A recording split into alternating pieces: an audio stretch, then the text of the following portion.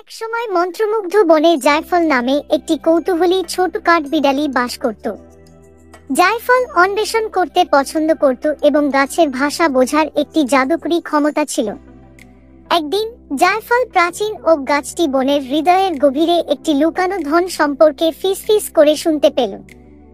জায়ফলের ক্ষুদ্র হৃদয়ে উত্তেজনা ফুটে উঠল, কারণ ওক গাছটি গুপ্তধনের দিকে এগিয়ে যাওয়ার সূত্র প্রকাশ করেছিল। এটি খুঁজে পাওয়ার জন্য দৃঢ় প্রতিজ্ঞ জায়ফল একটি রোমাঞ্চকর দুঃসাহসিক কাজ শুরু করেছিল। পথের মধ্যে ছোট্ট কাঠবিড়ালিটি চটি ব্লুবার্ড এবং দুষ্টু খরগোশের মতো অদ্ভুত বনভূমির প্রাণীদের মুখোমুখি হয়েছিল, যারা সকলেই অনুসন্ধানে যোগ দিতে আগ্রহী।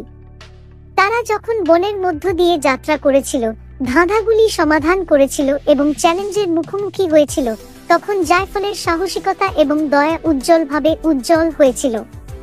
প্রাণীরা শীঘ্রই বুঝতে পেরেছিল যে আসল ধন হলো সেই বন্ধুত্ব যা তারা অনুসন্ধানের সময় তৈরি করেছিল। অবশেষে প্রাচীন ওকের প্রজ্ঞা দ্বারা পরিচালিত তারা একটি জাদুকরী ক্লিয়ারিংয়ে পৌঁছেছিল, যেখানে ঝকঝকে রত্ন দিয়ে সজ্জিত একটি বুক তাদের জন্য অপেক্ষা করছে। তাদের আশ্চর্যের জন্য বুকটি সোনার নয়, বরং অসাধারণ উদ্ভিদের বীজ, যা সমগ্র বনে সমৃদ্ধি আনবে তা প্রকাশ করার জন্য উন্মুক্ত হয়ে গেল।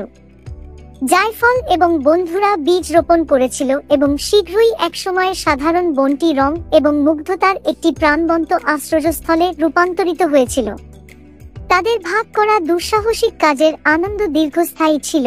মন্ত্রমুগ্ধ বনকে এমন একটি জায়গা করে তোলে যেখানে বন্ধুত্ব তাদের চাষ করা জাদুকরী গাছের মতো ফুলে ওঠে, এবং তাই জায়ফল এবং বনভূমির প্রাণীরা তাদের নতুন খুঁজে পাওয়া স্বর্গ অন্বেষণ, খেলতে এবং লালন পালন করতে থাকে, ধনটির জন্য চিরকৃতজ্ঞ।